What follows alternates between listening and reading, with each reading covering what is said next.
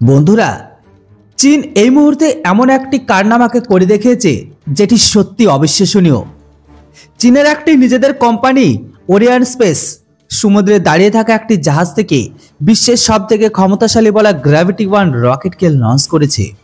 যদিও বন্ধুরা, চীন স্পেসের দুনিয়াতে দ্রুতগতির সাথে আমেরিকাকে টক্কর দিচ্ছে, তাই এমতো অবস্থায় চীনের রকেট লঞ্চার করা কোনো একটি কিন্তু বড় ব্যাপার নয়। কিন্তু বন্ধুরা, চীনের এই রকেট সমুদ্রে দাঁড়িয়ে থাকা একটি জাহাজ থেকে লঞ্চ করে, আর আজকের দিনে চীনের করা এই কর্মকাণ্ড গোটা বিশ্বকে সত্যি অবাক করে দিয়েছে। আসলে বন্ধুরা, চীন প্রকাশ করেছে যে তাদের প্রথম রকেট লঞ্চার সফল হয়েছে, আর এই রকেটে লাগানো তাদের সমস্ত স্যাটেলাইট নির্ধারিত লক্ষ্যে বা কক্ষে পৌঁছে গেছে। সাথে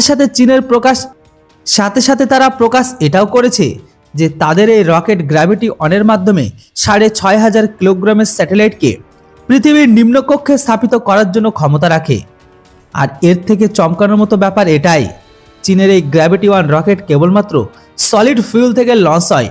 তো সেখানে আবার সাধারণভাবে অন্য রকেটগুলোকে সলিড আর লিকুইড দুটোই কিন্তু ব্যবহার করা হয়।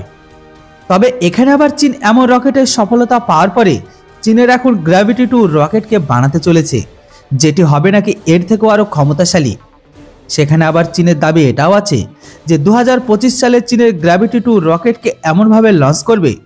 তবে আপনাদের এখানে বলে দিই যে আমেরিকার একটি রিপোর্ট অনুসারে আগামী 10 বছরের মধ্যে চায়না, আমেরিকা, ভারত সেই দেশ হবে যারা স্পেসের ক্ষেত্রে মুখ্য দিগ্গজ হবে।